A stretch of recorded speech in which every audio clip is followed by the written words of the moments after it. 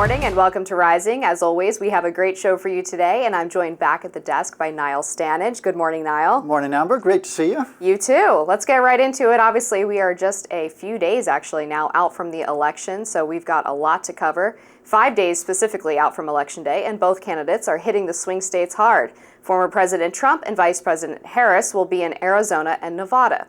Trump rallied in Wisconsin yesterday, where he continued to slam Joe Biden's garbage comments. Let's watch. 250 million Americans are not garbage.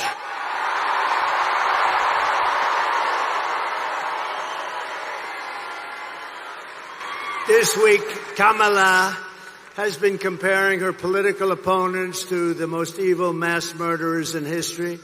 And now, speaking on a call for her campaign last night, crooked Joe Biden finally said what he and Kamala really think of our supporters. He called them garbage. No way. No way. And they actually mean it, even though, without question, my supporters are far higher quality than crooked Joe or lying Kamala. Higher quality. If you're wondering why the former president is dressed in that vest, it's because he really wanted to drive his point home. Take a look. How do you like my garbage truck? This truck is in honor of Kamala and Joe Biden. Of course, President Biden has since tried to clarify his comments, and Vice President Harris says she does not believe in criticizing people based upon who they vote for. Meanwhile, Harris was in Wisconsin yesterday, where she got some big endorsements. The actor and former California Governor Arnold Schwarzenegger endorsed Harris, writing on X, quote, "Calling America a trash can for the world is so unpatriotic it makes me furious. And I will always be an American before I am a Republican. That's why this week I am voting for Kamala Harris and Tim Walz." Schwarzenegger went on to criticize Trump for January the 6th, his divisiveness, and the inability to pass policies other than a tax cut. Meanwhile, Latin artist Nicky Jam, who stood on stage with Trump just 1 month ago, withdrew his endorsement, telling his over 40 million Instagram followers that he had thought Trump would be good for the economy, but now can't look past the disrespect that has been shown toward Puerto Rico. And let's not forget as well that Trump did pick up a major endorsement from American legend and former astronaut Buzz Aldrin. He said that the presidency requires someone to, quote, lead with resolve, and praised Trump for putting together the Space Force program. All right, so a lot to break down here, of course. Let's start with the garbage truck. Sure. This is a classic Trump move through and through, obviously, just like the McDonald's stunt that he pulled a couple of weeks ago, which was simultaneously him doing his retail politics shtick, which I think he's very good at, indisputably, and also trying to raise attention to the sort of questions over Kamala Harris's resume and whether or not she actually worked at McDonald's. Now he takes Biden's garbage comments and shows up in a garbage truck in a safety vest. Look, I think it's brilliant. So I have two separate views of it. On one hand, I think that Trump is great at stunts, right? He would be great in a different parallel life as like a TV programmer or just as a showman. Yeah. He understands how to get eyeballs. He understands how to create compelling images. He understands how to drive the news cycle far more effectively than not only Kamala Harris, but more conventional politicians, generally speaking. My issue with it is, in talking about that, I don't mean you and I, but people generally tend to suggest that that is something that recommends someone to be president of the United States, right? Which is just a completely different skill set. Now, we'll get on later in the show to some things Trump has said and whether there's a lack of seriousness around them. My point isn't, oh, it was bad for him to do that thing in the garbage truck. I thought it was a very good political move to do it. I just think that people go from there to, isn't he a brilliant politician, or should we elect him now as president? Not really, on the basis that he can do good stunts, you know? No, I agree. I mean, those two things are not necessarily connected. But I do think that when you have the other side calling him a fascist, and you have Hillary Clinton comparing the Madison Square Garden rally to the 1939 Nazi rally, and there's a lot of really heavy rhetoric thrown in both directions, that it's helpful for him to humanize himself in a way. And Jason Miller, his campaign advisor, said in an interview with Politico recently that was the purpose of these moves, was to try to show people that Trump is just a normal guy. He's not this scary monster that some of his political opponents have painted him out to be, and he can just talk with normal people and relate to them and show respect to them. And they also want to set up this dichotomy where they want to give the perception that Trump attacks political opponents, maybe rhetorically and in other ways, but doesn't attack the voters. And they want to give the perception that the problem with the Democrats is that they look down on the voters. That is definitely a problem for Democrats. And one of the reasons why Biden's garbage comment, I think, was so damaging is that it plays into that narrative that Democrats sneer at conservatives generally, beyond politicians who they're opposed to and to the actual voters. That's why there was the real damage. On the point of how people attack Trump and humanizing him and all of that, I thought the 1939 attack was ridiculous. Lots of people have rallies in Madison Square Garden. The Democrats had their convention there when Bill Clinton was nominated. To say, well, Nazis once had a rally there, I just don't think it is a plausible thing.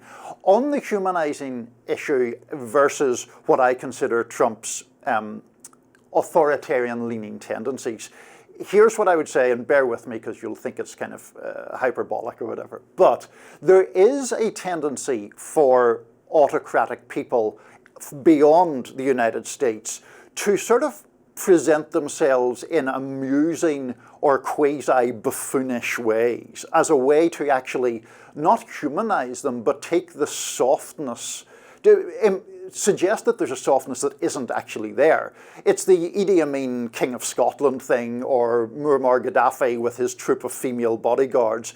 Novelties that are used to obscure the actual intent the person has. I am not saying Trump is Gaddafi or Idi Amin, but I don't think that really it is just a matter of humanizing. I think it's a matter of distraction. I guess the question is that the only comparison that can be made with these political moves? And when we look at people like Michael Dukakis, who has the infamous tank moment, right? It's not. Politicians do this a lot, and it is to show that they are a real person, because voters want to feel like they are putting someone in who understands them and their struggles.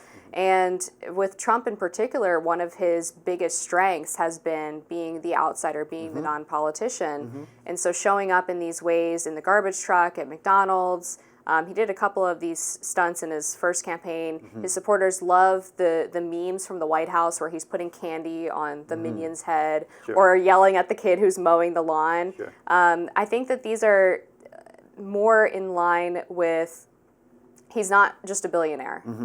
He's interacting with the people. He cares about the people.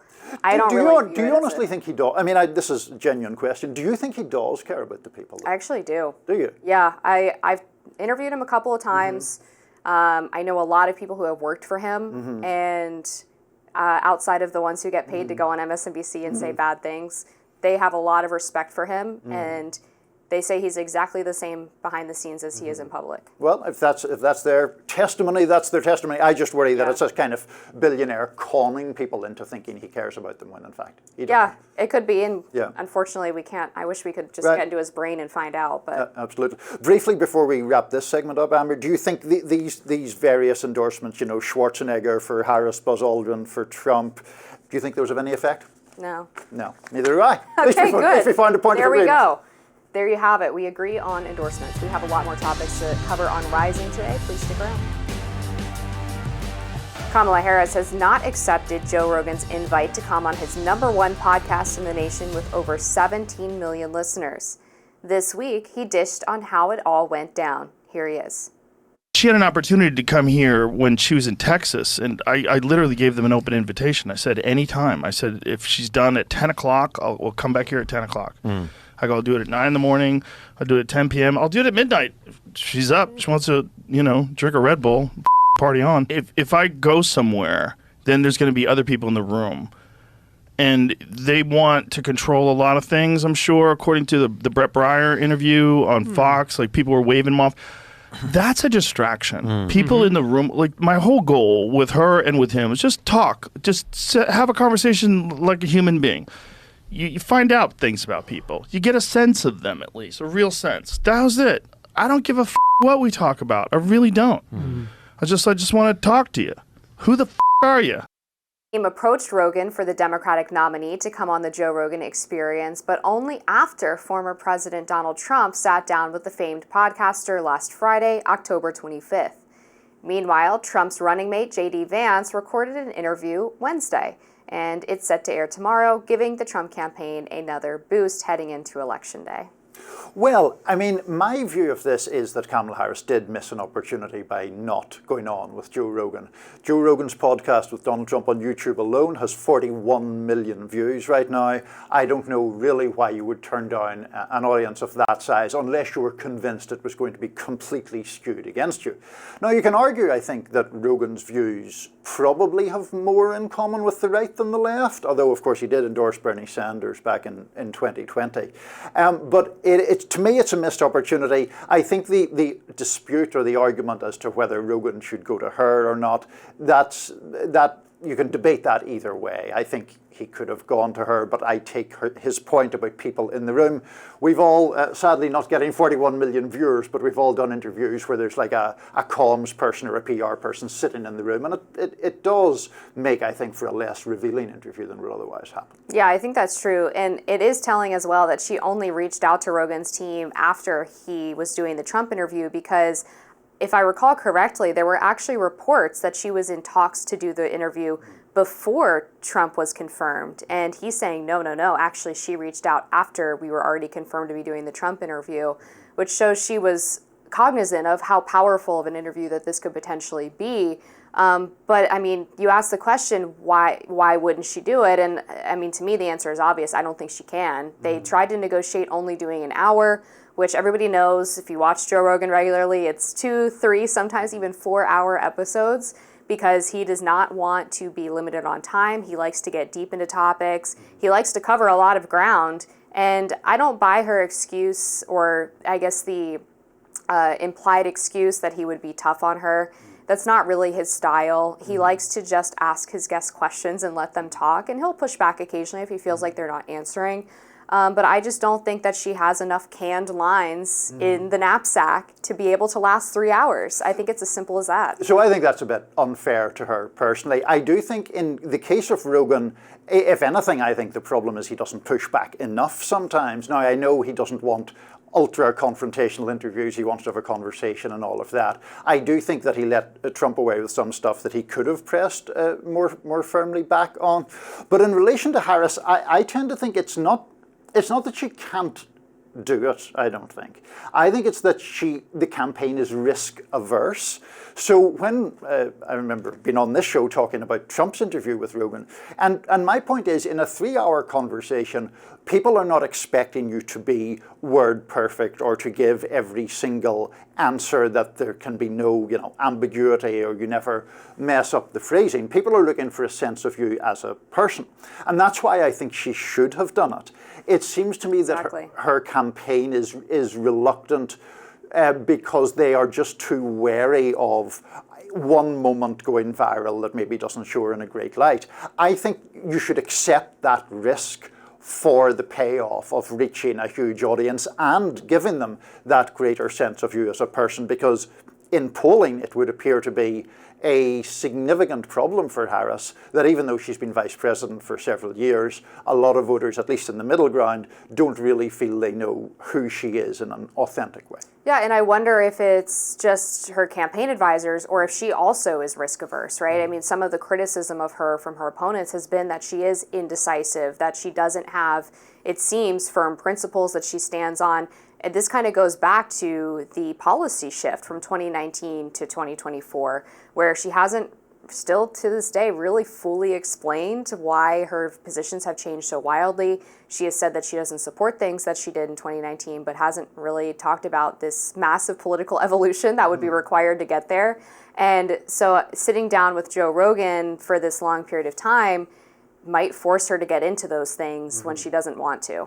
It's possible. I mean, I think, I don't like debating these things and always being but Trump, but let me do a but Trump for a second. Yeah, I mean, in his podcast with Rogan, he was sort of I thought the worst moment for Trump was on the election fraud stuff, because Rogan pressed him very gently, and Trump took refuge in all that sort of Trumpian vagueness that he does so often. Oh, I'll put together some material, there'll be published material, I could show you a book of stuff proving that there was election fraud.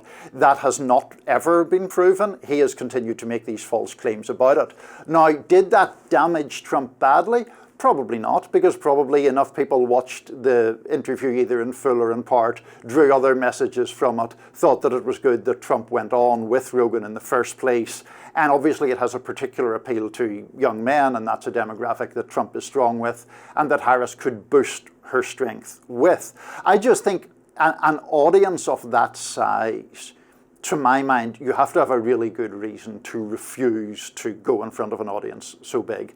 And I don't really, what I surmise to be her reasons for that, I don't think are good enough. Mm-hmm. I would suggest that the reason that the Trump election fraud comments on Rogan wouldn't damage him is not because he didn't give a great answer or people were only watching parts of the interview, but I think it's more that it's just been so oversaturated, that topic, since 2020.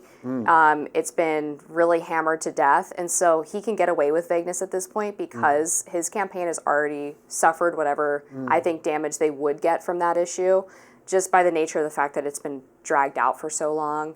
His aides have talked about it, his lawyers have talked about it, it's been litigated in the courts to an extent. So for him in 2024 to be asked about it for the millionth time, I don't think voters are like, oh my gosh, he gave a bad answer on this question I've been hearing about for 4 years. I think you could be right, and electorally you definitely could be right. My question is that issue reanimated because Trump is now putting other stuff into the ether about rather hazily grounded allegations of some sort of chicanery this time around? Yeah, it's a good question. We shall see. We shall. All right, we're going to leave it there. We'll be back with more on Rising after this. We are less than a week away from the election, and both candidates are making their closing arguments to the American people. This race is tight, very tight, and every vote will matter. Here with us today is Caroline Leavitt, national spokesperson for Donald Trump's campaign. Let's get right into it. Caroline, thank you for joining us. I wanted to start with what the strategy is for the final 5 days. Is this about whipping Trump's base to the polls, or are you still trying to convert new voters?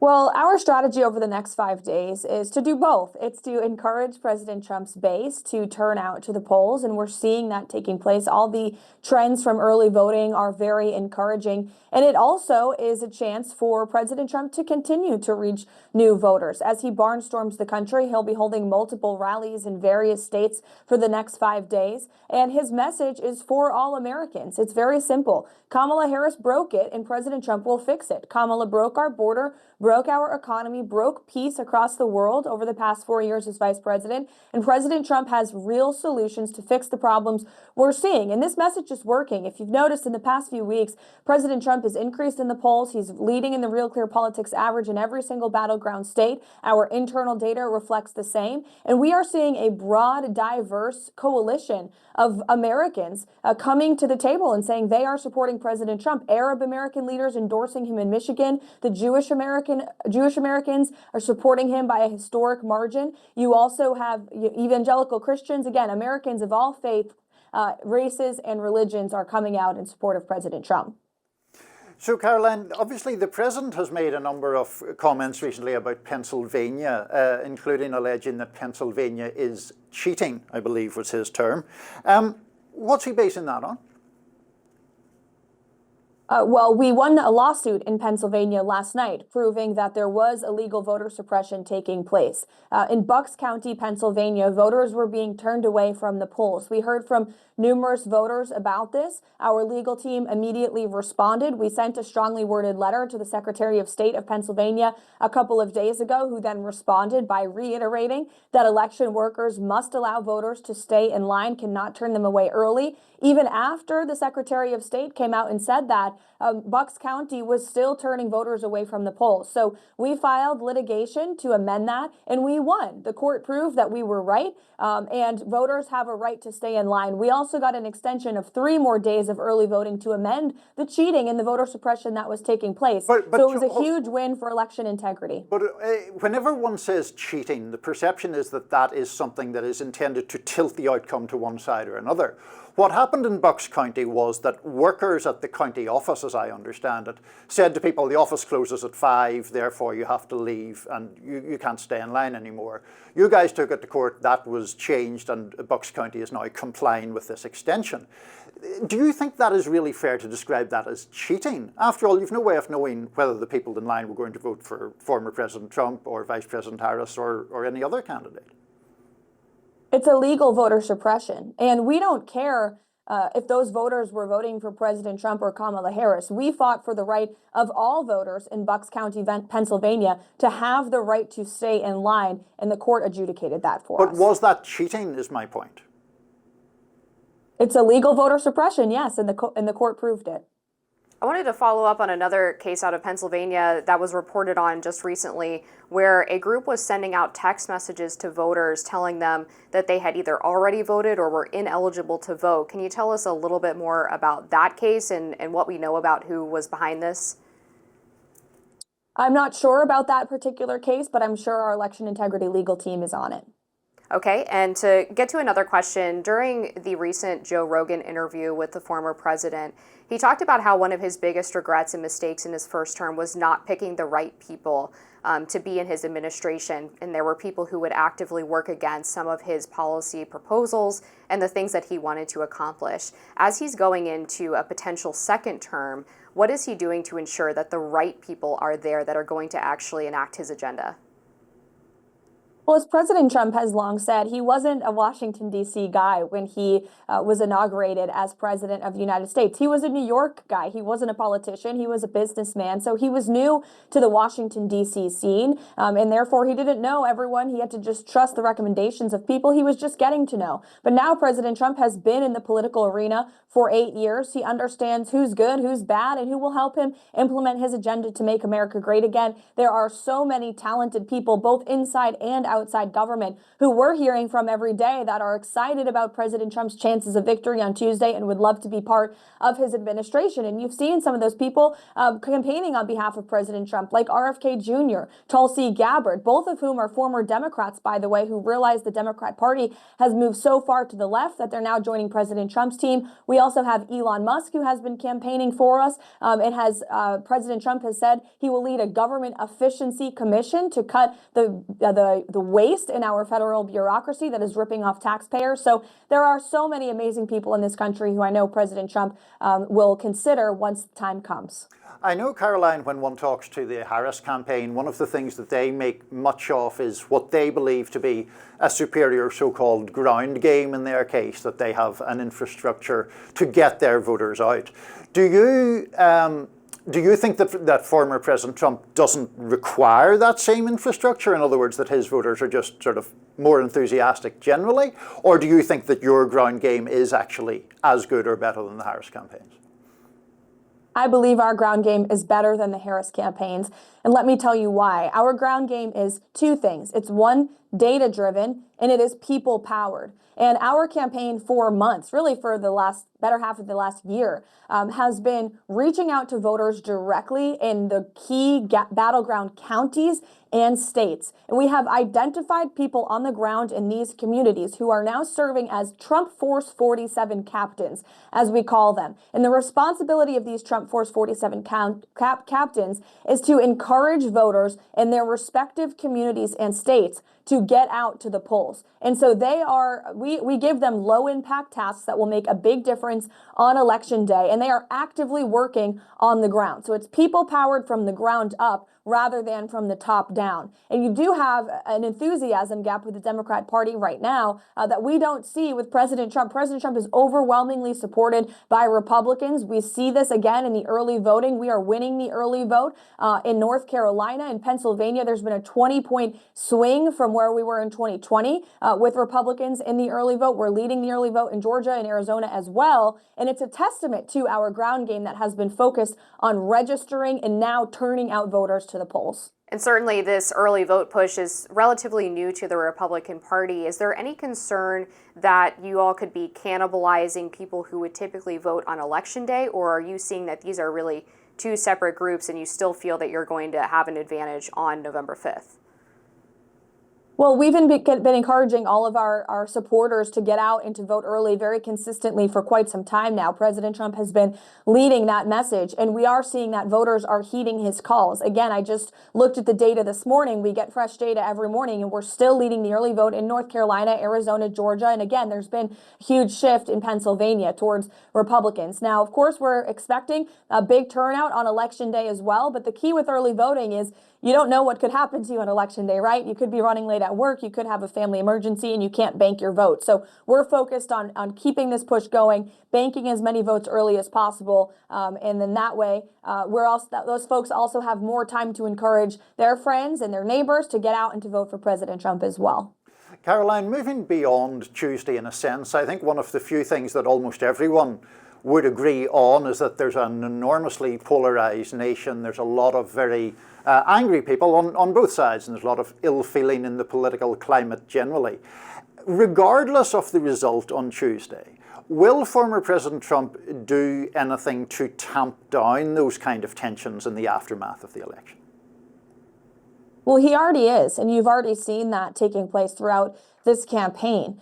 President Trump has now survived 2 heinous attempts on his life. And even in the face of such danger, the Democrat Party has continued to vilify President Trump and his supporters. You have Kamala Harris, who is comparing President Trump to some of the worst mass murderers in history, labeling him Hitler, labeling him a fascist. This is dangerous and divisive political rhetoric that has led to real political violence. And again, 2 attempts on President Trump's life.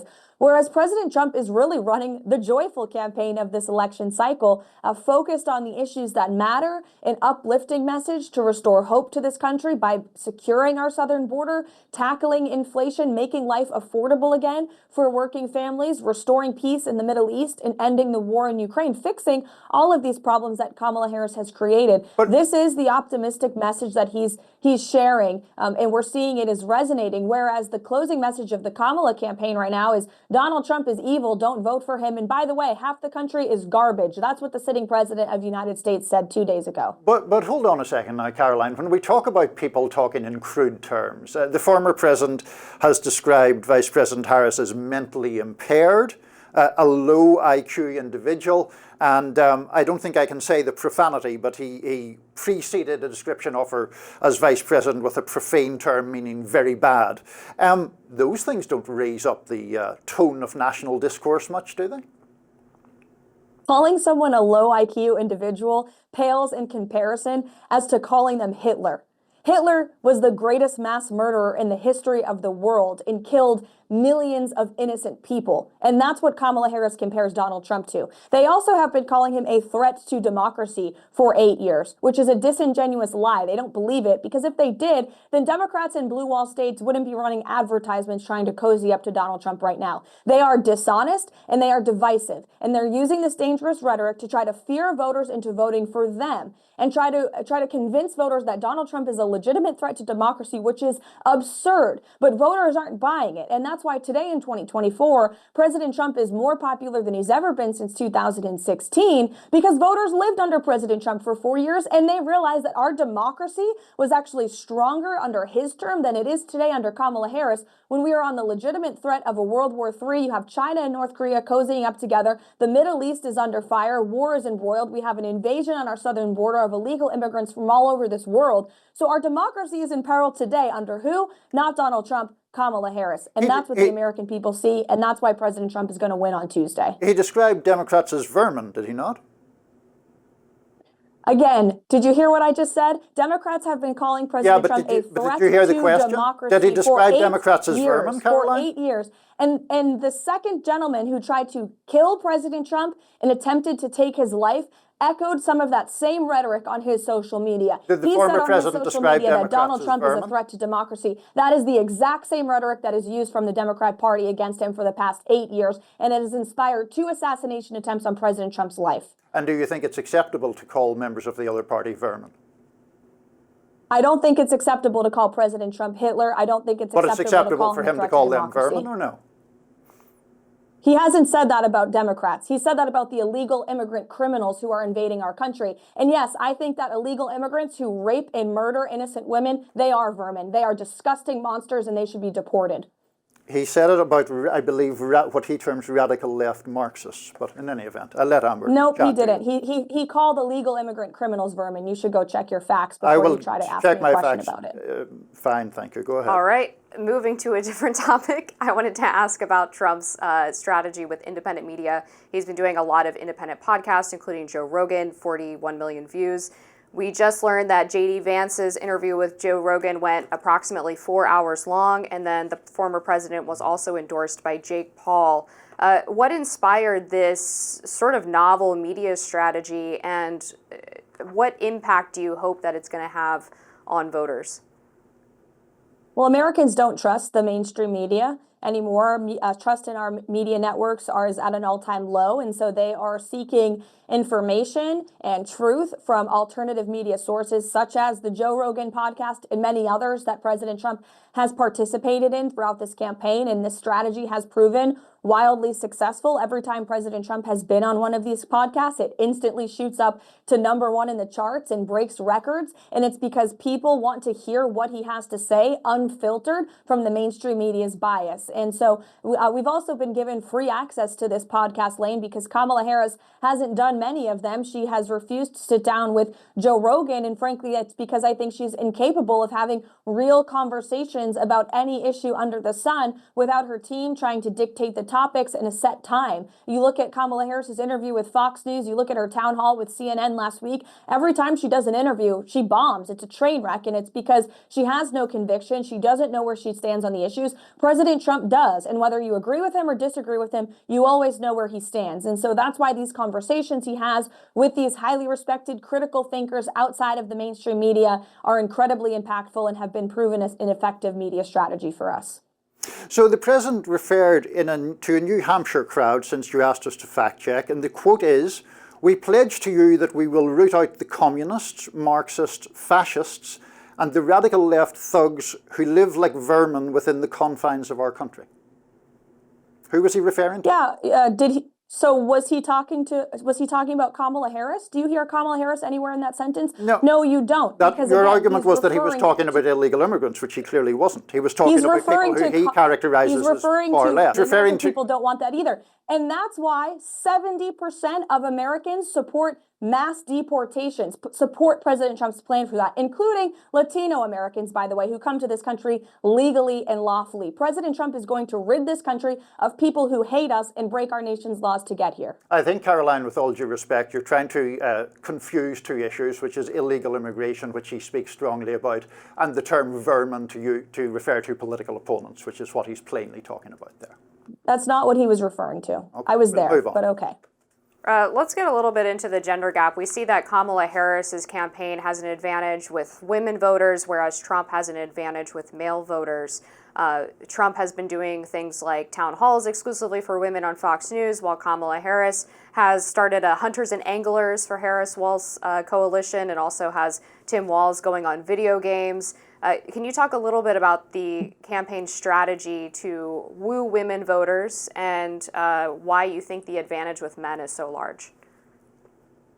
Well, Kamala Harris faces a real problem with the male gender gap. There's no doubt about it. And it's because her policies have hurt men over the past 4 years. So there's less money in their pockets. Men want to be protectors for their families. Kamala Harris has said on tape that she wants to go into the homes of law-abiding Americans and take their guns. That's not a very appealing message to law-abiding gun owners, particularly men who want the right to protect themselves and their families. Kamala Harris has been a terrible president for union workers. She wants to raise taxes. That's why union workers and many men who work in labor unions are supporting President Trump. 60% 50% of the Teamsters supporting President Trump.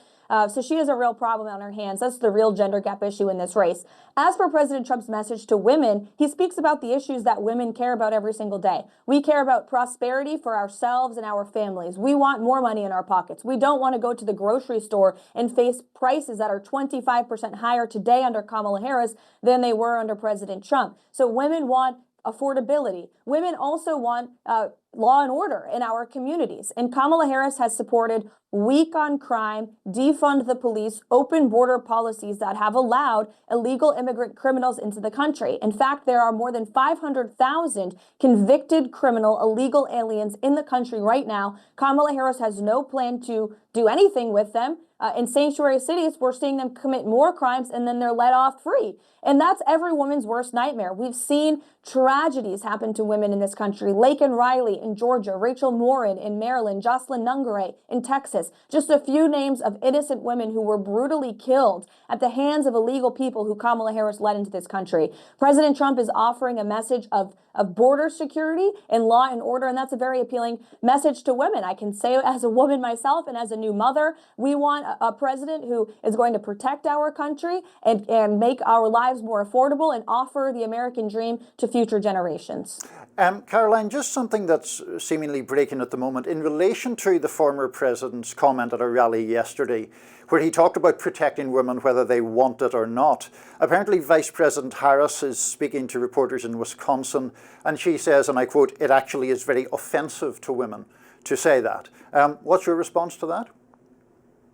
I think that's an objective opinion from one woman. The women that I talk to, myself included, and the thousands and thousands of women that we see show up at President Trump's rallies in every state across the country, wherever he goes, want a leader who is going to protect them, want a president who is going to secure our country's borders, want a president who is going to stand up for the law enforcement and our communities rather than disparage them and defund them. They don't want a leader like Kamala Harris who has supported bailing out violent criminals from jail. Kamala Harris herself contributed to bail funds for violent criminals. Kamala Harris allowed illegal immigrant rapists and murderers to come into our border who have taken the lives of women in this country. So I think it's Kamala Harris playing politics. Maybe she should listen to some of the women who have been impacted by her policies, like the families that I mentioned earlier. She has never reached out to them. You know who else she hasn't reached out to is the Gold Star moms who have lost their children because of Kamala Harris's weak foreign policy overseas. The Gold Star families from Abbeygate, the Abbeygate 13, as they now have to be called, because they lost their children because of Kamala Harris and Joe Biden's incompetence. Kamala Harris has never reached out to these mothers who will never be the same because they lost their children in Afghanistan because of she and Joe Biden's incompetence. So maybe she should actually talk to women across the country and see what they want in a real leader. One of the issues that our viewers really care about is the entrenched bureaucracy and sort of this perceived elite class of federal workers who are making policy on behalf of the American people despite being unelected. One of my criticisms from a conservative perspective of the first Trump term was I don't think he did enough to root out the quote-unquote deep state.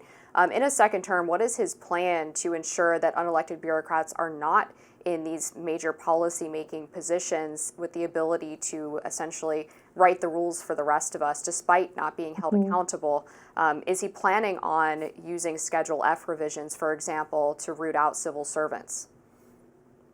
Well, that is one of the top priorities of President Trump, is to root out the bureaucracy, to make our government more efficient, and to ensure that we don't have people who have been entrenched in Washington, D.C. for decades that are not actually doing their jobs and are ripping off the taxpayers on a taxpayer-funded government salary. So he will get to work on that immediately. And as I said previously, Elon Musk will be heading up the Government Efficiency Task Force, and we'll be looking at the bureaucracy as a whole and looking at where we can cut back to not only save money from taxpayers, but actually to get work done that benefits the American people and supports President Trump's agenda that he's running on and will win on, and therefore has a mandate from the American people to implement that agenda. All right, Caroline Levitt, spokesperson for the Trump campaign. We appreciate you coming on, taking some challenging questions. We'll have to have you back. We have a lot more to cover on Rising right after this. A Halloween crypto surprise? The Blockchain Association, a nonprofit organization that works to advance the future of crypto in the U.S., is launching a dashboard today that tracks the number of Security Exchange Commission enforcement. also known as SEC, actions against the digital currency industry under the leadership of Secretary Chair Gary Gensler. According to the report, the SEC has deployed a, quote, regulation by enforcement approach against America's leading crypto companies.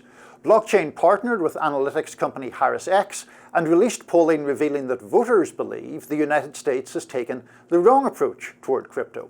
Here to discuss this launch and how it could impact crypto voters' decisions at the polls is Blockchain Association CEO Kristin Smith. Welcome, Kristin. Great to be here, Niall. Thanks, Amber.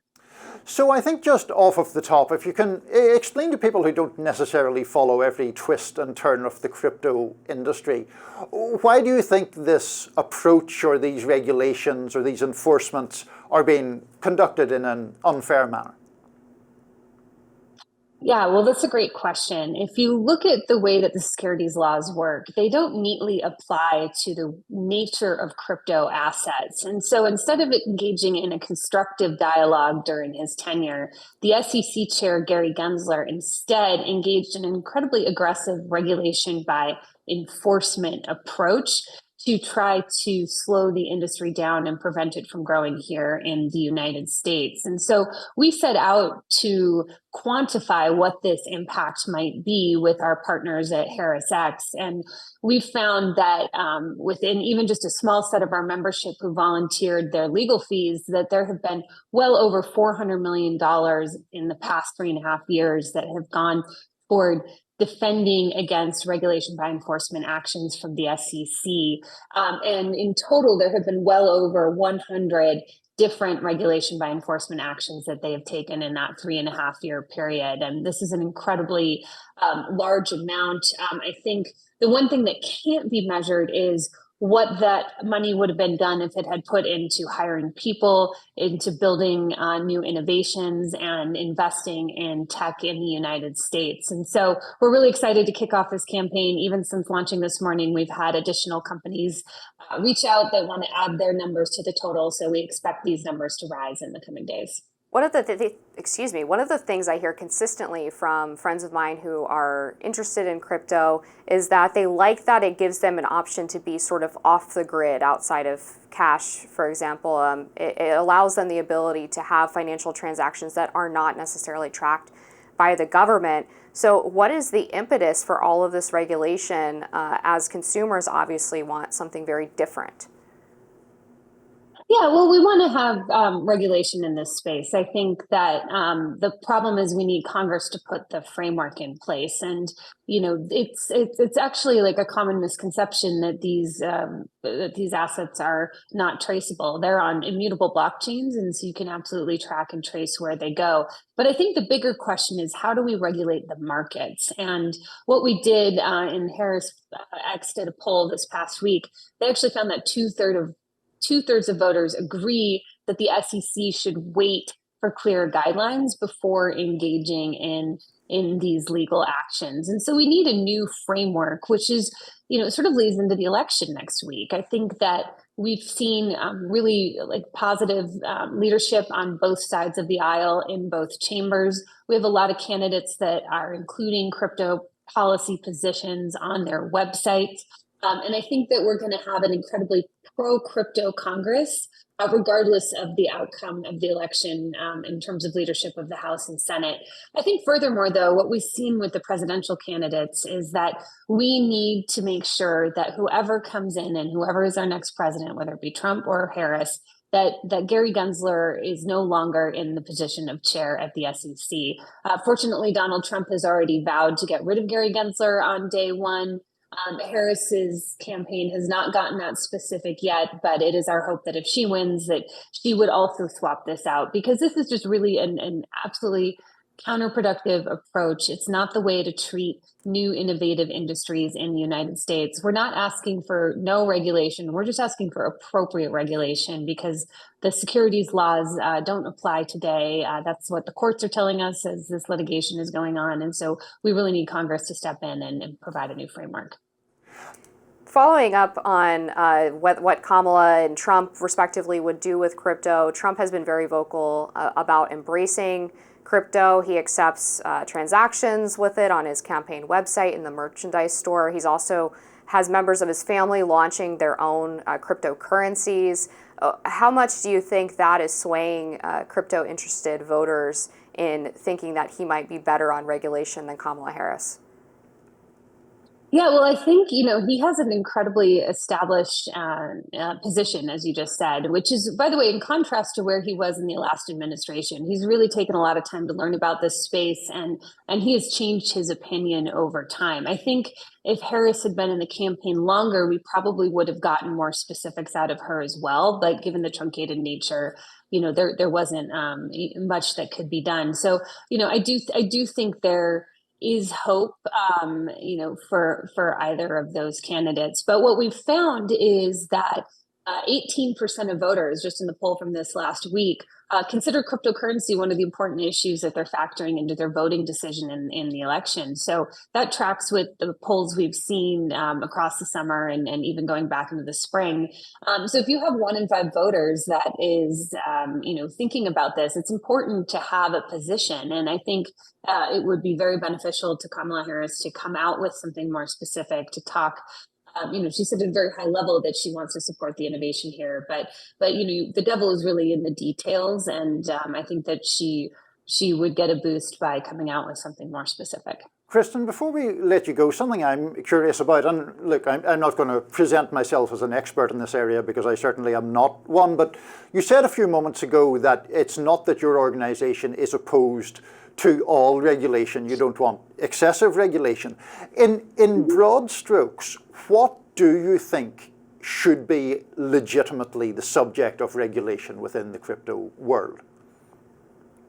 Yeah, well, I think that there are disclosures that need to happen at the time that new tokens are created, because at that point, when there are teams of software developers that are writing code to launch new blockchains and put assets on those blockchains, there's a lot of insider information at that time. So it does make sense to have disclosures at that time.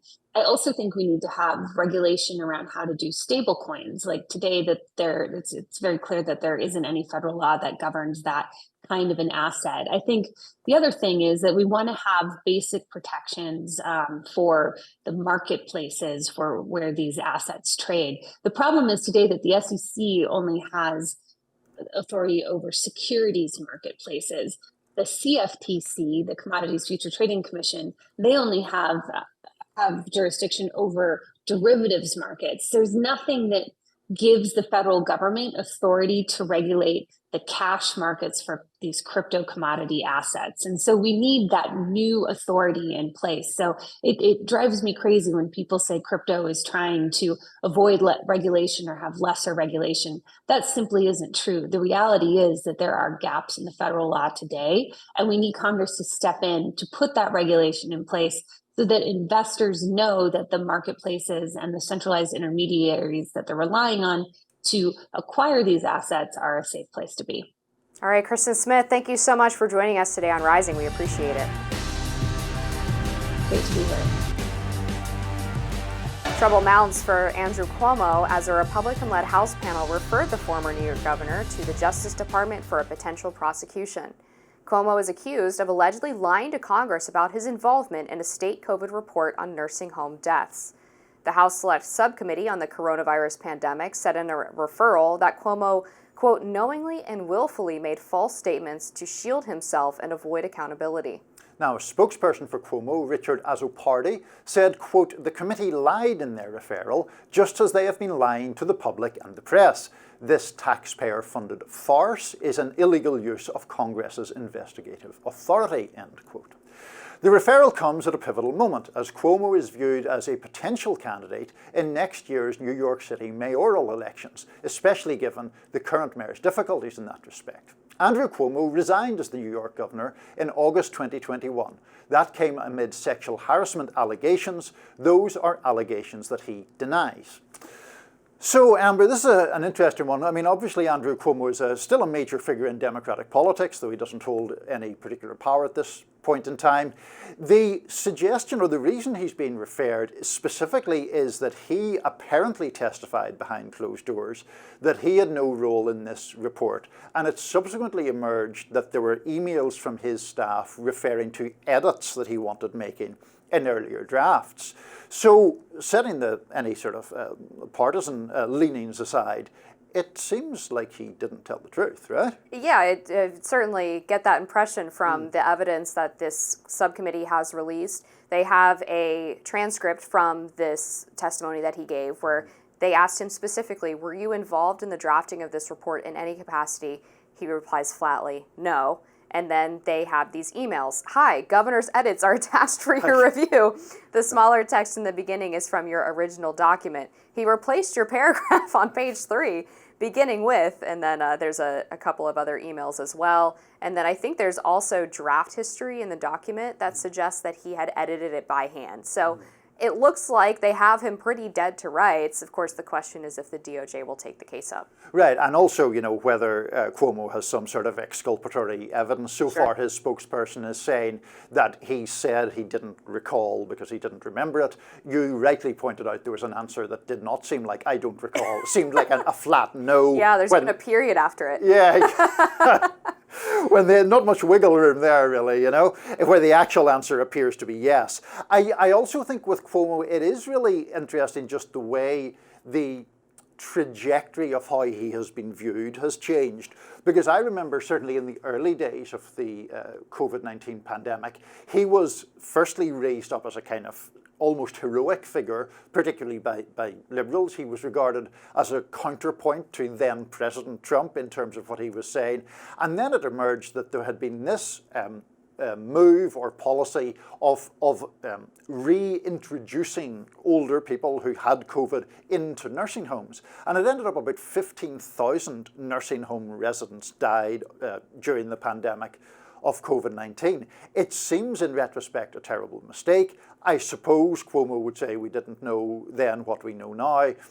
That's true to a degree, but even before all the sexual harassment stuff, which he denies, there has been this enormous fall from grace on this particular topic. Exactly, and what always struck me from his removal from office, or his resignation, I guess you could say, forced resignation effectively, was that the nursing home scandal never came up during that process. It was only after he actually left office and the select committee started looking into what involvement he had in that policy decision, and then the editing of the report that undercounted the nursing home deaths. Because for people who don't know what that means, basically there were 2 versions of the report, one of which included people who died in the nursing home and also were in the nursing home when they got COVID and later died in a hospital.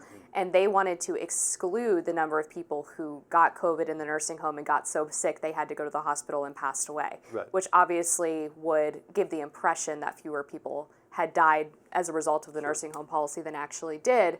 Again, this was something that was not really talked about when he left office. It was all about the sexual harassment stuff, which is all totally valid to have issues with his, with some of the evidence that has come out about that and his handling of that situation. But it always troubled me that until now there wasn't a real comeuppance in regards to what I thought was a much more significant scandal. I think it's going to be interesting because Cuomo is famously ambitious, didn't want to give up office amid those allegations. He would say that the allegations are obviously either false or exaggerated, but he plainly still has political ambitions. We mentioned in the introduction Eric Adams' difficulties, to put it mildly. He's now under indictment as mayor of New York City. Cuomo may have a path back in that respect, but he's going to face enormous questions over this, as well as the sexual harassment allegations, because this COVID stuff looks worse and worse over time.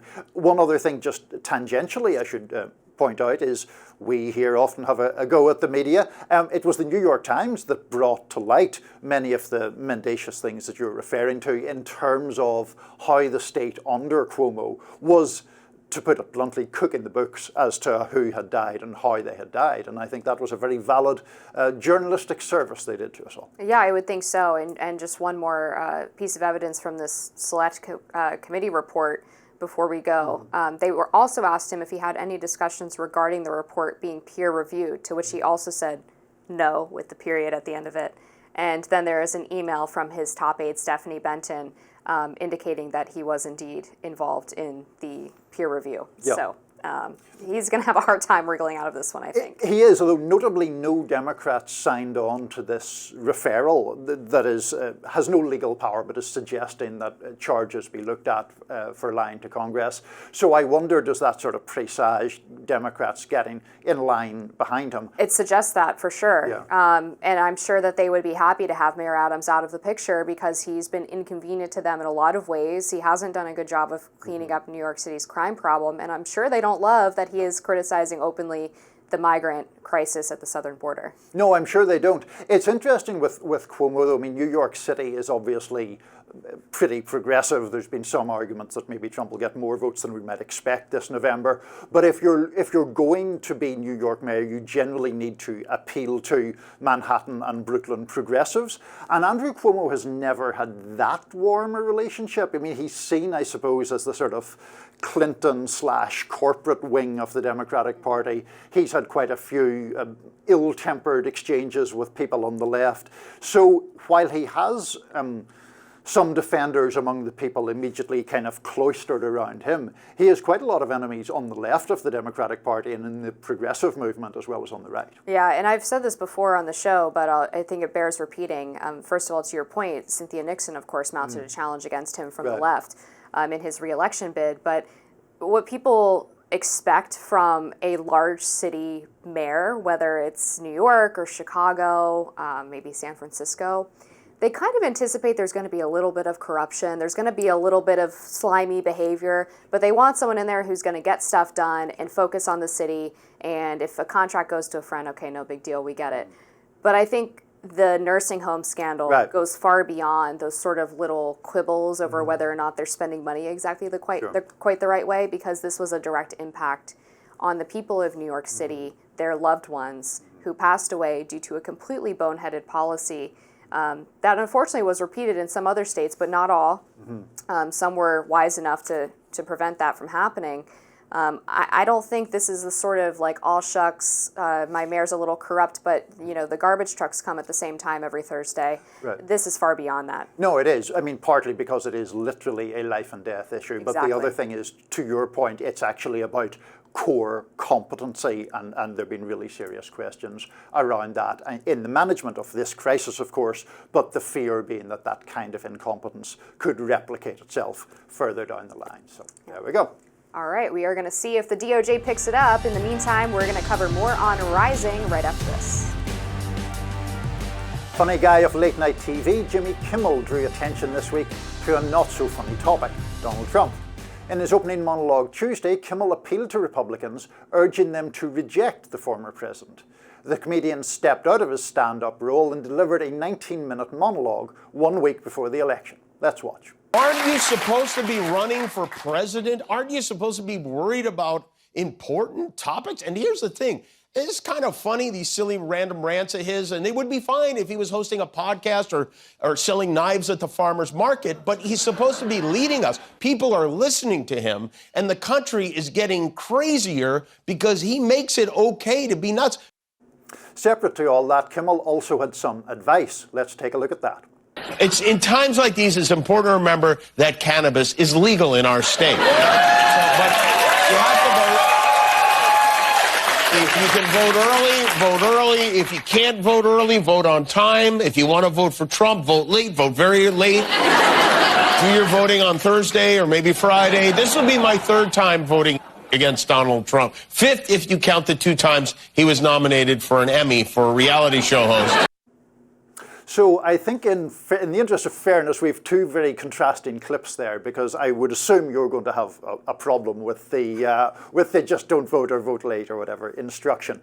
The first one was the thing that interested me, because I thought it was intriguing how Kimmel couched his argument in the idea that Trump isn't really a serious person. He was arguing against the idea, or he wasn't relying on the argument of, that we always hear Democrats make about authoritarianism, danger to democracy, so much as he was saying, look, this is a massive country, the world's only superpower, it has all sorts of problems, and this person just isn't a serious person when you look at, for example, the lack of a healthcare plan.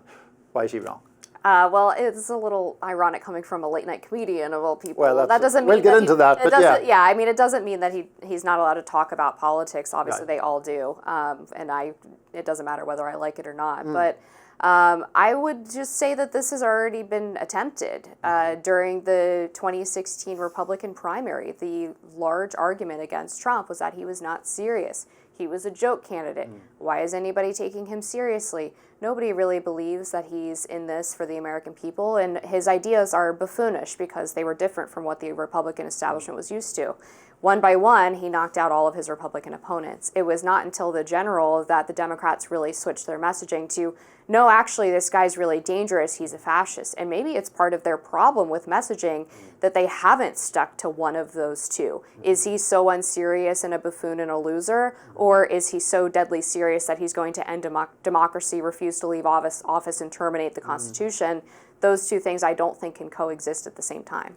Yeah, I think that's a fair point about the Democratic messaging, and it is a tricky thing that they're trying to claim that he is this danger to democracy and a buffoon at the same time. And we talked about that a little bit at other points in today's show.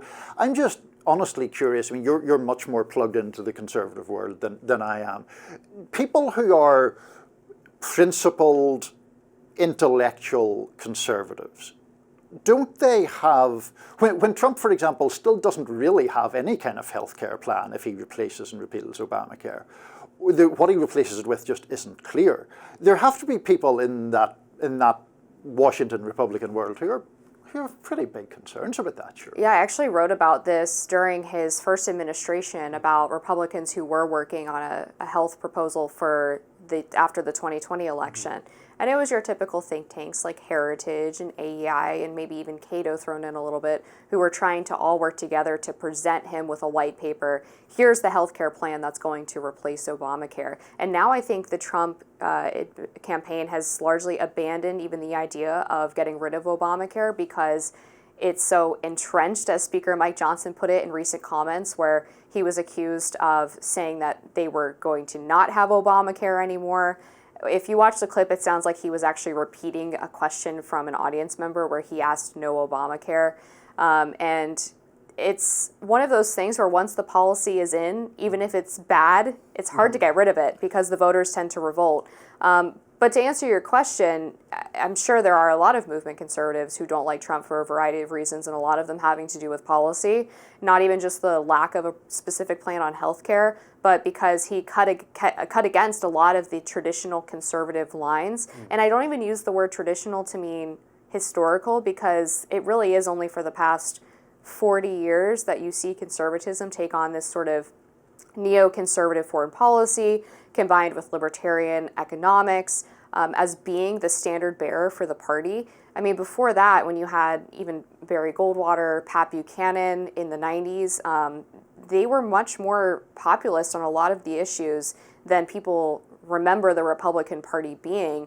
So I think Trump is actually tapping into something that's even older than this sort of neocon think tank world. Yeah, we'll circle back to the other Kimmel comment about elections in a second, but I guess, you know, to try to take this out of a sort of partisan lens, sometimes I think when it comes to Trump, Democrats don't, like, so my basic view of Trump and his appeal is, he is in fact very good at identifying problems or grievances that people have that often are legitimate. Some of them, I think, are far too inflammatory and you know, playing footsie with very toxic currents in American society. But when, for example, he talks about working class people, particularly in the heartland states, being screwed over, that seems objectively correct that happened to me. I think the as it were, non-partisan critique of Trump is he identifies the problem but always only comes up with the most sort of facile and sloganeering solutions that don't actually grapple with a lot of those issues in any serious way at all. I mean, maybe, but I guess the pushback would be, is he going to have people around him in the administration that actually are policy experts who know how to craft these sloganeering ideas? into something that is compelling and competent and efficient and effective. In the first term, one of my biggest critiques of the Trump administration was that he had people around him who either were actively working against the things that he campaigned for, or they were people who didn't have much experience and didn't know how to implement them. And sorry, I'm not trying to be a smartass about it, but you think he will have people to do those things this time? I hope so. And we asked the Trump spokeswoman, Caroline Leavitt, about what his plan was to make sure that he surrounded himself with the right people, because he now acknowledges that he did not have the right people. And it was one of the things watching from the sidelines during the first administration, as I'm talking to people around the conservative movement, it's like, why on earth would he hire that person? Or how did this person get to this high level position? And a lot of it was a sort of falling back on loyalty or flattery and things like that. And I hope that he's able to combine the loyalty with competence in the second term. And we shall see about that. Meanwhile, briefly, the Jimmy Kimmel, the second comment that you drew my attention to, what are your thoughts? Well, here's my problem. It's obviously meant to be a joke. He's telling people to tell Trump supporters to vote late or vote on the wrong day or whatever. And what caught my eye about this was because there's a big story in conservative media in 2016 about an online influencer by the name of Douglas Mackey. He tweeted under the account Ricky Vaughn. He had like 60,000 followers at the time, and he posted a joke meme about how Hillary voters can text a certain phone number, text vote to this number, and your vote will be counted. And the DOJ actually went after him. They seized his bank records, his phone communications. He ended up getting convicted, or he might have pleaded guilty, I can't recall, to election interference and served 7 months in prison. So I would urge Jimmy Kimmel to be very careful, except the Department of Justice, I doubt, is going to go after this late night comedian. They're more interested in going after Douglas Mackey, and I think that's a shame. No, I mean, I think that's, I thought the monologue, which did not include those comments that you were referring to, was actually much better because it wasn't really sneering at conservatives, which I think late night hosts are prone to do, or on the other side. I mean, the only one I can think of on the conservative side is Greg Gutfeld on Fox, who I think sneers at liberals, and I don't love sneering humor generally, but what Kimmel said about the elections, yes, it's clear it was in jest. I didn't love it either at the same time. Yeah, exactly. We don't really seem to have consistent standards being applied applied from. That's right. That's the problem with it for me. All right, that's going to do it for us today on Rising. As always, be sure to like, share, and subscribe so you never miss any content. And for those of you who like to listen while on the go, we are now available anywhere you listen to podcasts.